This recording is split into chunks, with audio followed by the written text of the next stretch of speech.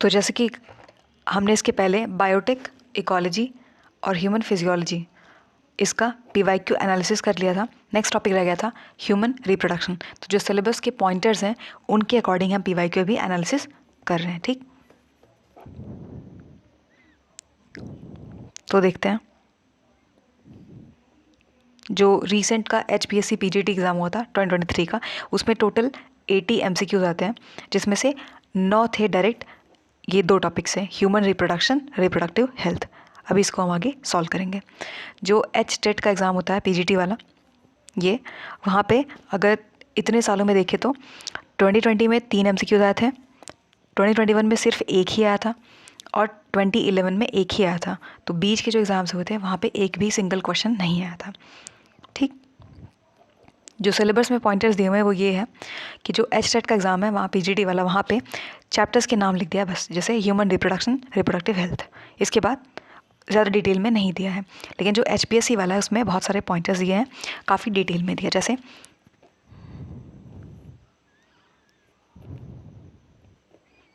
और human reproduction, तो morphology, anatomy, histology, physiology of reproduction.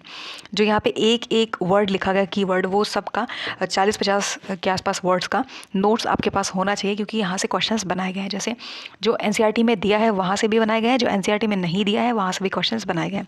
Neuro endocrine control, sexual behaviour in infancy, pre adolescence, adolescence and adult, फिर implantation, फिर pregnancy, implantation से question आया हुआ है।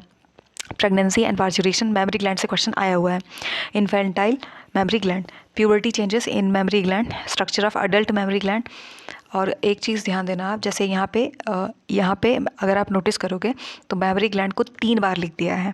तो जब भी, जैसे हमने ह्यूमन फिजियोलॉजी में देखा था कि 3 बार डिसऑर्डर्स लिखा हुआ था, जब भी कोई चीज़ 2-3 बार लिखा होता है इसका मतलब होता है कि वहाँ से क्वेश्चन आने की प्रोबेबिलिटी बहुत हाई है। आगे देखेंगे galactopoiesis, milk letdown, menopause, senescence और impact of age on reproduction, fetal and embryonic gonads और जेनाइटल डक्ट। इसका सिलेबस काफ़ी लंबा चौड़ा दिया है, मतलब अच्छे से एक्सप्लेन किया हुआ है। जैसे कि जो HTET का होता है वहाँ पे एक्सप्लेन नहीं किया, सिर्फ चैप्टर्स के नाम लिख दिया NCERT का, उसके बाद छोड़ दिया है। तो जब हम क्वेश्चन का एनालिसिस कर रहे होते हैं उससे पता चलता है कि क्या NCERT ही काफ़ी है या इसके आगे भी पढ़ना चाहिए। Hormonal basis of sex differentiation, यहाँ पे लिखा है डिसऑर्डर्स। तो जैसे कि हमने ह्यूमन फिजियोलॉजी में देखा था कि डिसऑर्डर्स को थोड़ा सा डिटेल में पढ़ना होगा, तो यहाँ पे भी एक A4 शीट लेना है और वहाँ पे आपको एक चार्ट बना के लिख लेना है कि डिसऑर्डर्स 10 से 20 के आसपास इतने आ सकते हैं, इस तरीके से। STDs वाले, सेक्सुअल डिफरेंशिएशन और रिप्रोडक्टिव हेल्थ। अब यहाँ पे ये चैप्टर का नाम लिखा हुआ है। ये इसी तरीके से सिलेबस को डिकंस्ट्रक्ट किया जाता है। ये सिर्फ एक कीवर्ड नहीं है, इसका मतलब होता है पूरा का पूरा NCERT जो चैप्टर है वो। ये हो गया। उसके बाद population explosion, causes and effect, birth control measures, फिर natural method, physical barrier method, biochemical, hormonal, immunological, surgical methods. IUDs दिया है, एमनियोसेंटेसिस दिया है, फीमेल फीटिसाइज दिया है, MMR, IMR, MTP, STD, सारे कीवर्ड्स NCERT में मिल जाएंगे। लेकिन जब क्वेश्चंस को देखेंगे तो हो सकता है कि आउट ऑफ NCERT भी क्वेश्चंस बनाए गए हों। STDs, इनफर्टिलिटी डिसऑर्डर्स और disorders of female reproductive system, sexual dysfunction, causes infertility, causes, curative measures. ये रह गया था। और उसमें medically assisted human reproductive technologies, जैसे कि गिफ्ट, IUT, STET, ZIFT। अभी हम देखेंगे कि सिलेबस में दिया हुआ है TET, तो यहाँ से क्वेश्चंस आए हैं। 2023 में ही क्वेश्चन आया है, यहाँ से क्वेश्चन आया हुआ है। फिर जिफ्ट है, एम्ब्रियो कल्चर है। क्वेश्चन सॉल्व करेंगे। 2011 का क्वेश्चन है, the causative agent of syphilis is, तो Leishmania donovani, Treponema pallidum, Trypanosoma gambiense या फिर सामोनेला टाइफी। तो यहाँ पे करेक्ट आंसर क्या होगा? तो जो पहला वाला है, ऑल्सो कॉल्ड एज काला आजार, पढ़ा होगा आपने, ट्रांसमिटेड बाई सैंड फ्लाइज, जिसको बोलते हैं फ्लेबोटोमस।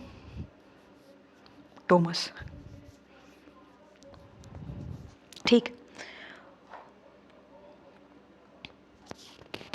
नेक्स्ट है ये टी गैम्बियंस। तो यहाँ पे स्लीपिंग सिकनेस भी बोलेंगे, और किसकी वजह से होता है? तो due to the bite of सीसी फ्लाई, ग्लोसिना जीनस होता है। नेक्स्ट है सामोनेला टाइफी, तो यहाँ पे टाइफाइड फीवर से रिलेटेड है। यहाँ पे बचा क्या, सिफिल्स, कॉजेटिव एजेंट, ट्रेपानोमा पैलिडियम।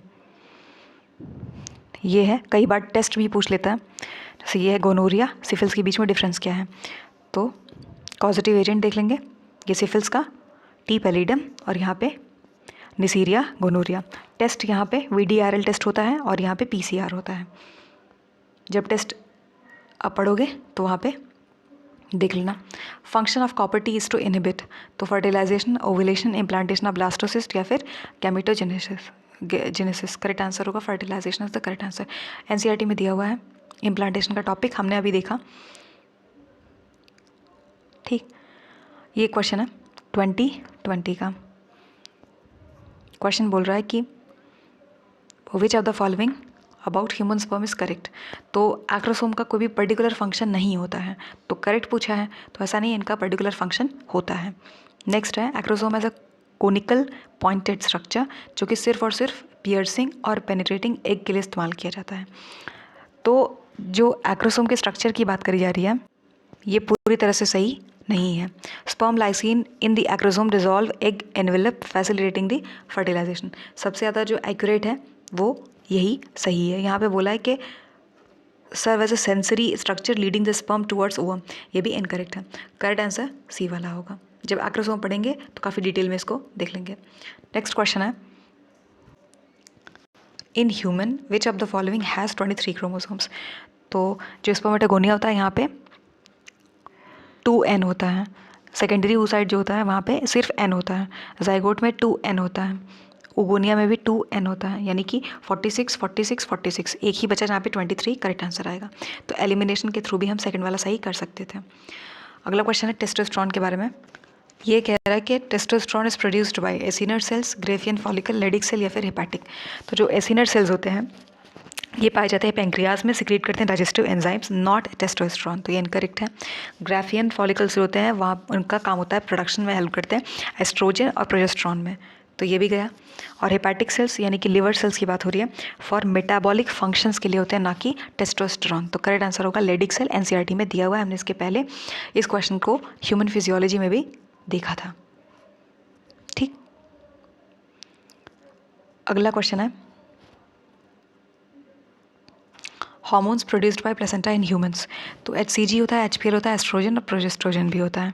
तो यहाँ पे प्रोलैक्टिन नहीं होगा और टेस्टोस्टेरोन भी नहीं होगा, तो इसी से हम इसको एलिमिनेट कर सकते थे कि फर्स्ट वाला सही है। नेक्स्ट क्वेश्चन है कि मेमोरी ग्लैंड्स, जैसे कि मैंने कहा था वहाँ पे कि जब हम HPSC का सिलेबस देख रहे थे, मेमोरी ग्लैंड 2 से 3 बार लिखा हुआ था। ठीक, और यहाँ पे क्वेश्चन पूछा हुआ है, इसीलिए सिलेबस के जो पॉइंटर्स होते हैं वो काफ़ी इंपॉर्टेंट होते हैं। Modified endocrine glands, sweat glands, oil glands या फिर म्यूकस ग्लैंड्स, या फिर अटेम्प्ट नहीं किया गया क्वेश्चन। तो करेक्ट आंसर स्वेट ग्लैंड्स है। देख लेते हैं NCERT में दिया हुआ है कि नहीं दिया हुआ है। ये सिर्फ मैंने एक तरीके से ले लिया था आपको बताने के लिए कि मतलब सिर्फ NCERT काफ़ी है या नहीं है। तो अ functional mammary gland is characteristic of all female mammals. अब यहाँ पे जैसे काफ़ी सारा डिटेल दिया हुआ है, जैसे कि पेयर्ड स्ट्रक्चर होता है, 15 से 20 मेमोरी लोब्स होते हैं, फिर बनाता है मेमोरी डक्ट बनाता है, और ये डक्ट दिया, लेकिन जो हमारे काम की चीज़ थी वो यहाँ पे नहीं दिया हुआ है। पूरा पढ़ोगे अगर कि जैसे a functional mammary gland is characteristic of all female mammals, the mammary gland are paired structure, breast that contain glandular tissue and variable amount of fat. Glandular tissue of each breast is divided into 15 to 20 mammary lobes containing cluster of cells जिसको alveoli बोलते हैं. The cells of alveoli secrete milk which is stored in the cavities of alveoli. Alveoli open into mammary tubules. The tubules of each lobe join to form a mammary duct.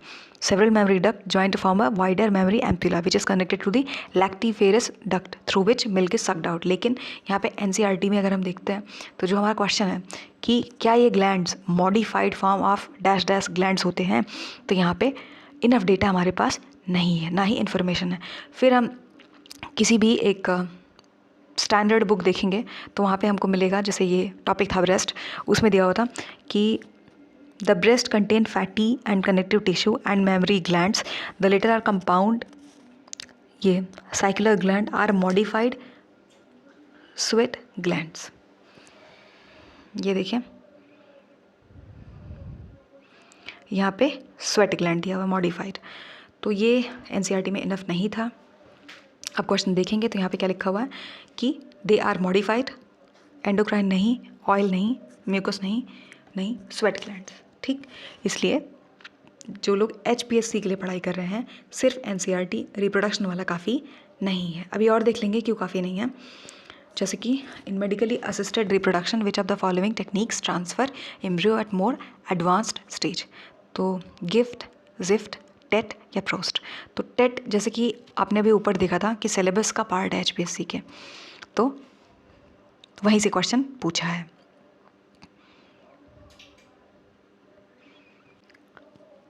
ये NCERT में आपने देखा होगा कि gift दिया हुआ है, जैसे कि गैमिट इंट्राफैलोपियन ट्रांसफ़र, और जैसे कि हमने पहले भी देखा था कि PAR यानी कि वो फोटोसिंथेटिकली एक्टिव रेडिएशन, तो जो एब्रीविएशन वाला पार्ट होता है यहाँ से क्वेश्चंस बनाए जा सकते हैं। तो गिफ्ट की अगर बात करूँ तो गैमिट इंट्राफैलोपियन ट्रांसफ़र, और इन्वॉल्व होता है transferring sperm and eggs into fallopian tube before fertilisation. So कोई एम्ब्रियो का ट्रांसफ़र यहाँ पे नहीं होता है।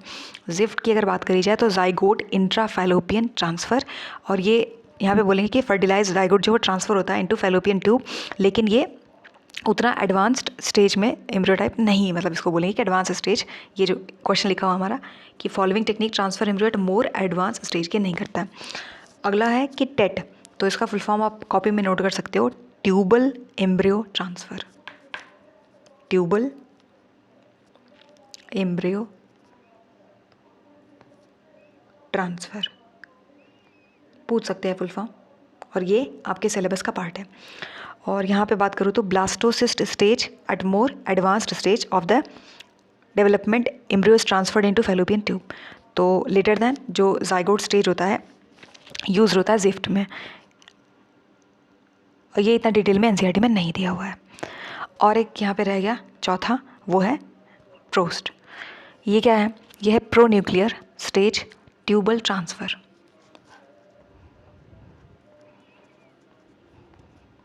Pro nuclear stage tubal transfer. और यहाँ पे क्या होता है कि फर्टिलाइज्ड एग जो होता है ट्रांसफ़र होता है at early stage, pro nuclear stage पे, which is also an early stage, लेकिन ये advance not an advanced embryo. तो उसके अकॉर्डिंग अगर हम जाएँ तो सी वाला करेक्ट आंसर है, TET मतलब ट्यूबल एम्ब्रियो ट्रांसफ़र। अगला क्वेश्चन है कि सिग्नल क्या होगा पार्चुरेशन के लिए। तो पार्चुरेशन का दिया हुआ है एनसीईआरटी में, ठीक ठाक दिया हुआ है, तो उससे क्वेश्चन सॉल्व हो जाएगा। Oxytocin release from maternal pituitary, fully developed fetus, only placenta, जहाँ ओनली दे दिया है तो ऐसा नहीं है, दोनों को क्लब करके यहाँ पे दिया हुआ है, तो इसलिए हम डी के साथ जाएंगे, placenta as well as fully developed fetus. अगला है इनहिबिन के बारे में। तो identify the correct statement, correct को सर्कल बनाएंगे इनहिबिन के बारे में। तो inhibits the secretion of LH, FSH, prolactin. तो सबसे पहले क्या करना होगा कि जैसे जो इनहिबिन है एक, वो यहाँ पे एक होता है इनहिबिन में, ये सर्टोली सेल और मेल टेस्टिस से रिलेटेड है, ग्रेनुलोसा सेल्स फीमेल ओवरी से रिलेटेड है। तो यहाँ पे क्या होगा कि ये इनहिबिट करता है secretion of FSH not LH। तो सबसे पहले आइडेंटिफाई द करेक्ट, तो इनकरेक्ट ढूंढ लेते हैं पहले। एलिमिनेशन मेथड से इसको सॉल्व कर सकते थे, कैसे? Inhibit the secretion of LH और ये LH, जहाँ जहाँ लिखा है कि inhibit the secretion of LH उसको एलिमिनेट करेंगे तो हमारे पास एक ही बचेगा, वो है ये produced by granulosa cells in the ovary, inhibits the secretion of FSH, इसलिए बी वाला करेक्ट आंसर है। ठीक, अगला देख लेंगे। If the menstrual cycle is of 35 तो डेज, रिस्क पीरियड क्या होगा अगर cycle starts on the first day? तो यहाँ पे 16 से 21 के आसपास दिन होना चाहिए था, लेकिन 24 के साथ जाएंगे, 16 to 24। Medical termination of pregnancy MTP are relatively considered safer, ये एनसीईआरटी में दिया हुआ है। 12th वीक ऑफ प्रेगनेंसी ये ज़्यादा सेफ माना जाता है। 10, 13, 14 4th वीक या फिर ये सब नहीं है, ये 12 के बाद क्या होता है कि कॉम्प्लिकेशंस बढ़ने लग जाते हैं, और जो ये है काफ़ी अर्ली होता है, इसमें तो कभी कभी पता भी नहीं चलता है कि कंसीव हुआ है कि नहीं हुआ है। नेक्स्ट है कि seminal plasma in human is rich in fructose certain enzymes but poor in calcium. Poor in calcium नहीं होता है, नो एंजाइम्स नहीं होता है, नो कैल्शियम भी नहीं होता है। तो यहाँ पर करेक्ट आंसर होगा, अगर हम एलिमिनेट करते जाएंगे तो फ्रक्टोज भी होता है, कैल्शियम भी होता है, कुछ एंजाइम्स भी होते हैं, तो करेक्ट आंसर बी आएगा। A female glands corresponding to prostate of males is, तो बार्थोलिन ग्लैंड, बल्बोरेथ्रल ग्लैंड, या फिर क्लिटोरिस, या फिर पैरायूरेथ्रल ग्लैंड, इसको और भी अगर नाम ले तो स्किन ग्लैंड बोल सकते हैं। करेक्ट आंसर क्या होगा? यहाँ पे इस क्वेश्चन के अकॉर्डिंग अगर हम देखते हैं तो जो ये दिया हुआ है बार्थोलिन ग्लैंड, यहाँ पे क्या होता है कि ये प्रोड्यूस करता है lubrication for the vaginal opening but not analogous to prostate, इसीलिए ये इनकरेक्ट होगा। फिर दिया है कि बल्बोयूरेथ्रल ग्लैंड की अगर बात करूँ तो ये सिर्फ और सिर्फ मेल्स में होता है, मेल्स में होता है। और ये जो है क्लिटोरिस, ये हम इसको बोल सकते हैं कि ये इरेक्टाइल स्ट्रक्चर होता है, इसका कोई भी सिक्रीटरी रोल नहीं होता है, सेक्सुअल अराउजल के दौरान इसका मतलब नाम आता है। और इसमें अगर आप फालतू के ब्लॉग्स वगैरह आर्टिकल्स वगैरह पढ़ने में इंटरेस्टेड हो तो इसमें 10,000 के आसपास नर्व्स होते हैं। तो ठीक है, कभी जब इसको डिटेल में पढ़ेंगे तो देख लेंगे। यहाँ पे क्या हो गया, ये तो यहाँ पे करेक्ट आंसर डी आएगा, इनका इन सब से कोई रिलेशनशिप नहीं है। ठीक, डी करेक्ट आंसर है। तो हमने आज यहाँ पे, जैसे यहाँ पे आप देखो ये टेट लिखा हुआ है, जहाँ पे ये एग्ज़ाम है, ये टेट लिखा हुआ है। जब सिलेबस को देखते हैं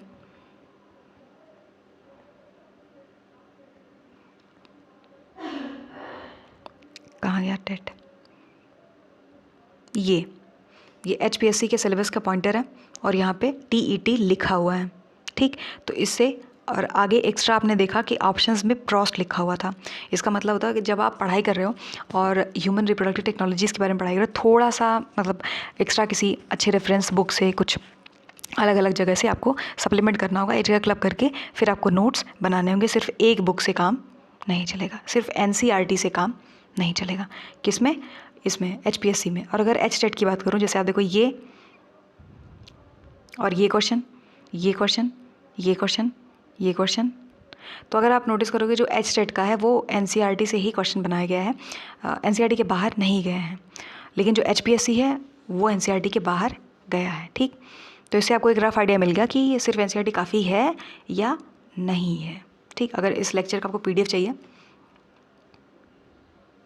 तो कम्युनिटी पोस्ट आप देख लेना। ठीक, और इसके पहले हमने इकोलॉजी और ह्यूमन फिजियोलॉजी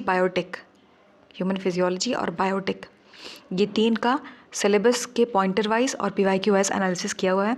HTET PGT का प्लेलिस्ट है, वो आपको मिल जाएगा, प्लस जो प्रीवियस ईयर पेपर्स थे, आई गेस 3 पेपर अभी तक सॉल्व हुए हैं, बाकी आगे धीरे धीरे सॉल्व होते रहेंगे। ठीक, थैंक यू।